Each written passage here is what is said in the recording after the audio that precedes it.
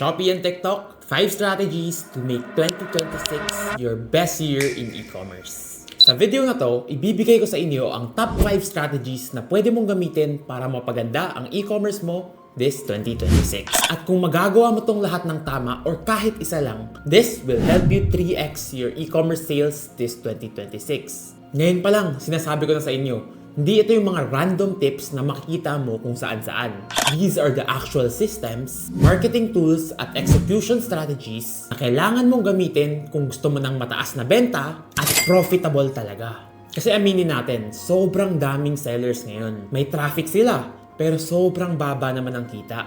Ang daming orders na pumapasok, pero sobrang konti na lang ang natitira kapag binibilang na. Gumagastos ng malaki sa ads, pero hindi na alam kung scalable pa ba or kung may kita pa sila. At ang nangyayari, paulit-ulit na lang sila sa cycle na yan, and the result, wala ng benta, wala pang kita. Kaya ang goal ko sa video na to is actually very simple. Gusto ko ipakita sa iyo ang mga strategies na ginagamit ng mga sellers na talagang nananalo at kung paano mo siya ma-apply sa store mo. Lahat ng i-share ko dito galing sa actual experiences ko. From managing over 100 stores and generating over 100 million in monthly sales. Hindi ito theory. These are actual frameworks and strategies na I personally use to scale hundreds of stores across Shopee and TikTok. By the way, if hindi mo pa ako kilala, I am Rich Montan, founder of Ecom Accelerator. Kaya wag na nating patagalin pa. Kung ready ka nang tumigil sa trial and error and mga strategies na hindi gumagana, let's get into this video. So first and foremost, ito ang pinaka-importanting part ng video na to. Para malaman natin kung paano ka mag-skill and mag-i-improve ang store mo, kailangan mo munang maintindihan ang numbers behind your store. And dito, pumapasok ang framework na Ecom Equation. Ito yung framework na ginawa ko at ginagamit ko to help diagnose kung ano ang problema ng store mo. Kasi by knowing the problem, yun ang unang kailangan mong step para magawan ng solusyon yung problema. By knowing the e-commerce equation, nagkakaroon ng malinaw na direksyon ang store mo and ang strategy na dapat mong gamitin. At ang pinakamaganda dito, sobrang simple lang ng Ecom equation. At kapag naintindihan mo to, you can double and triple your sales almost overnight. And the best thing, without spending a single extra peso on ads. But don't get me wrong, hindi to magic or overnight success. Pero this is hard and consistent effort na gumagana. So this is the way that you use the Ecom equation. Gusto ko, pumunta ka muna sa business insights ng store mo. Doon sa page na yun, kailangan mo hanapin ang 3 metrics. Number 1, page views. Number 2, conversion rate. And number 3, average order value. Yan yung tatlong metric na bumubuo sa e-commerce equation at sa sales mo.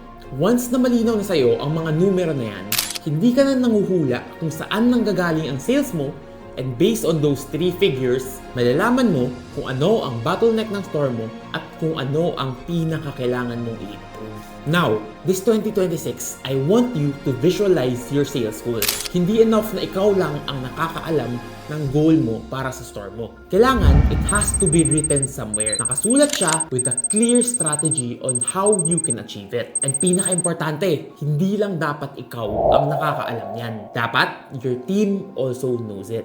I'm also going to share with you one of the sales goals that I have for my own account. So I have a store that I started noong 2025. Consistently, we were able to generate 1 million, 2 million on a monthly basis. Almost 3 million pa nga noong December. Pero this 2026, mataas ang goal na gusto ko and ng team ko. And yung mga numero ko, it looks like this. Yung page views ko, nasa around 200,000. My conversion rate is around 0.5%. And yung average order value, nasa around 300 pesos. And if you use the e-commerce equation on these numbers, malalaman mo na ang sales ko ay nasa around 3 million per month. Now, doon naman tayo sa goal ko. Now, ang goal ko ay to hit 9 million in monthly sales. Ngayon, gagamitin naman natin ang e-commerce equation para malalaman natin kung ano yung mga numbers na kailangan natin makuha to reach 9 million in sales. So based on the e-commerce equation, kailangan natin ng 400,000 in page views, 0.6% conversion rate, and an average order value of 400 pesos. At kapag na-hit ko ang mga metrics na yan, ang sales na aabutin ng store ko ay around 9.6 million pesos. Nakita nyo guys, with the way I set my goals, walang magic, walang hype, but rather it's based on actual figures. And ang mas maganda pa dyan, alam ko kung ano ang kailangan kong i-focus. At ito ang pinaka-power ng pag-visualize gamit ng e-commerce equation. Once na alam mo na kung ano yung mga numero na kailangan mo to reach your goals, nagiging sobrang linaw ang direction na kailangan mong gawin sa store mo. Yung strategy na ginagawa mo, hindi na paiba-iba yan, but it's based on what your store actually needs. Makikita mo rin kung ano ang pinakakailangan mong i-improve sa store mo. Is it page views? Is it conversion rate? Or is it average order value? Now, gusto ko rin gawin mo yan after watching this video. Set goals for your own store and really focus on achieving the metrics to reach your goals. Gusto ko rin i-comment mo sa baba kung ano ang sales goal na gusto mong ma-reach at kung ano ang metric na kailangan mong ayusin. At pipili ako ng isang lucky commenter na bibigyan ko ng 1 month free mentoring sa Shopee. Ngayon na tapos na tayo mag-set ng goals, let's go to the more practical side.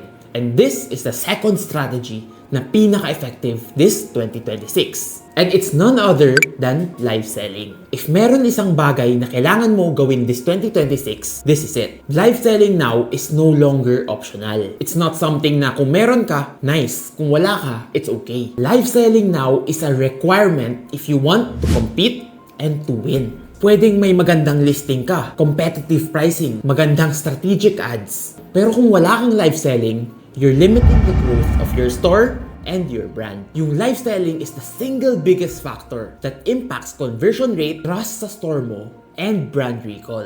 Yan yung tatlong bagay na sobrang hirap makuha sa e-commerce and live selling gives it to you. And I'm going to be honest with you, live selling, sobrang bagal niyan sa simula. And yung first live mo, probably walang viewers yan at walang mag-check out. And ngayon pa lang, gusto ko nang sabihin sa'yo that that is normal. Lahat ng mga big live selling brands, dyan nagsimula. And sasabihin ko sa'yo kung ano ang biggest mistake and limiting factor ng live selling is that sellers quit too early. And I promise you, kung magiging consistent ka sa pagla-live ng 4 to 5 hours every single day, the compounding effect is going to be insane. After a while, mapapansin mo na platforms are pushing you more. Yung mga customers mo, mas nakikilala na ang brand mo, and then every live session becomes a sales and trust selling machine. Live selling works because it removes friction. Sa live selling, you can answer yung mga tanong ng customers mo in real time. Pwede kang magpakita ng demo and features ng product mo which makes your customer more likely to buy. Kaya over 80% of live sellers see higher conversion rate tuwing nagla-live sila. At ito, ang mindset shift na gusto mong makuha. Kailangan mong tatuhin yung live selling as a physical store. Kung may physical shop ka, bukas ka araw-araw. Ganun din dapat ang live mo. May isang sales agent na ready sagutin ang tanong ng customers mo at all times. That way, kung may tanong sila or may concern sila, masasagot mo right there on the spot and push them to check out. Actually guys, I can go on and on and on sa benefit ng live selling. Pero I'm sure, alam mo yan sa sarili mo. Live selling is the future. Ginagawa yan ng lahat and you are not an exception. Kung gusto mong mag-grow and reach higher sales sa store mo, you need to do live selling. And you need to do it now. Hindi na to trend or secret strategy na konti lang ang gumagawa. Everyone is doing it and you need to do it. By the way, if you want to learn how to properly set up your live and anong mga strategies na pwede mong gawin, I have a full video sa channel ko na pwede mong panoorin. Now, pag-usapan naman natin ang next strategy and ito ang personal favorite ko. It is affiliate marketing.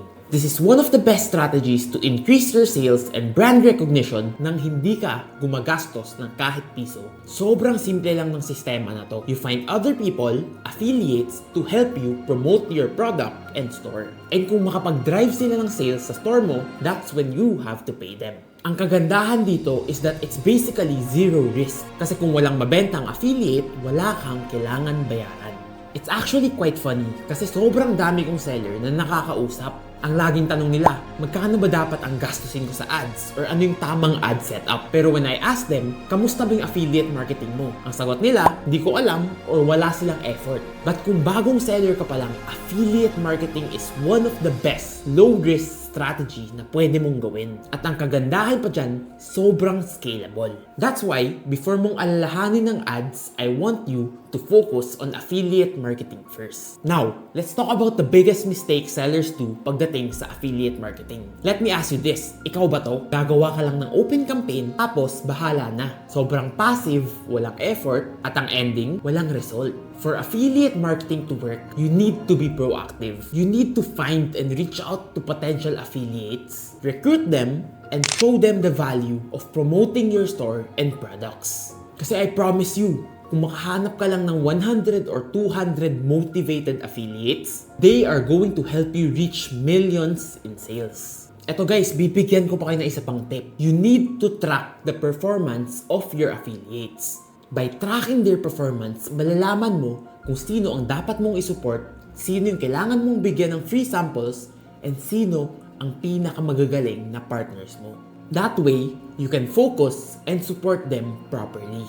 If you want to know more about affiliate marketing and the best ways to make it work, meron akong dalawang video sa channel ko wherein I explain it step by step. So be sure to watch that after watching this video. Kapag pinanood mo yan, I promise you, it's going to change the way you promote your store sa Shopee and TikTok. Now, pag-usapan naman natin ang fourth strategy na ginagawa ng mga big sellers, which is having multiple stores. This 2026, having one store is no longer enough.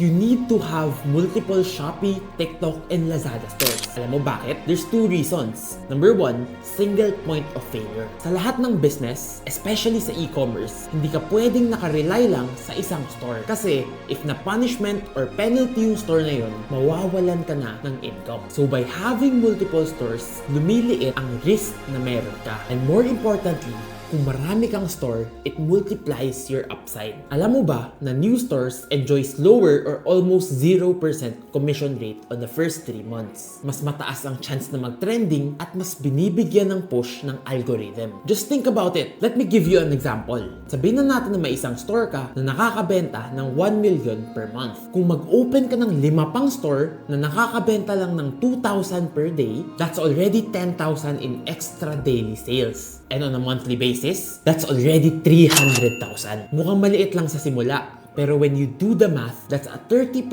total increase sa sales mo without an extra peso spent. At ito pa ang best part, sa 5 store na yan, kahit isa lang ang mag-trending, guaranteed yung overall sales ng business mo ay sasabog din. That's easily a 2 to 3x increase without any spend. And the best part, multiple stores means more data, more testing, and more chances to win. Sa isang DTI at BIR set, you can create up to 8 Shopee stores and 3 TikTok stores. And that is the reason why all top sellers do this. Ngayong 2026, hindi pwedeng nakaasa ka lang sa isang engine, sa isang store. You need redundancy, leverage, and most importantly, scale. And this is how real big sellers think. And lastly, pag-usapan naman natin ang pinakahuling strategy. At ito ang paborito ng lahat, strategic ads. I'm going to be honest with you. Ads is hands down the fastest way to increase your sales. Pero, there is a risk. Kung hindi mo alam ang ginagawa mo or wala kang clear na strategy behind it, ads is the fastest way na malulugi ka. Kaya ngayong 2026, when you want to run ads, you need to be strategic. And sa pag-run ng ads, ang pinaka-importante na kailangan mong gawin is to know your numbers. Dapat alam mo yung ROAS mo, your profit margin, your break-even ROAS, your cost per click, your cost per conversion, cost per purchase, at sobrang dami pang iba. Hindi pwedeng basta spend lang or bastang run lang ng campaign. You need to be strategic and you need to know where every peso goes. Kung alam mo na ang mga numero mo, dito papasok ang next strategy. You need to target the right audience. Kailangan mong gumamit ng mga campaigns to push high-demand products. At ngayon, I'm going to give you the secret to having a great ad system. Let me give you guys another tip kapag nag-run kayo ng ads. Doing double-digit sales or kung may nire-run ka na promotion, ads becomes a multiplier. If you know what you're doing. Anyways, hindi ko na i-explain ang lahat ng bagay pagdating sa ads. Kasi, aabot tayo ng 2 hours if I do. If you want to know more and you want to learn how to run ads the right way, may ililink ako na video sa comment section wherein I teach you about ads, how to set it the right way, the common mistakes to avoid, and a step-by-step guide to setting up your first ads on Shopee and TikTok. So guys, kailangan nyong gawin at subukan ang lahat ng strategies na sinabi ko sa video na to if you want 2026 to be the best year of your e-commerce career. Kailangan mong aralin, planuhin ng maayos, and implement it sa store mo. And I promise you, kung i-execute mo to ng tama and strategically, sasabog ang benta mo this 2026. Hindi ko sinasabing magiging mabilis or magiging overnight success ang store mo. What I'm telling you is if you're able to execute this, success sa store mo will be guaranteed. Kasi tandaan nyo, to win in e-commerce, you need the right strategy, the right mindset, consistency, and most importantly, action. If you like this video, be sure to like and subscribe to my channel kasi sobrang dami ko pang nakahanda. And as always, keep learning, keep growing, and I'll see you in the next video.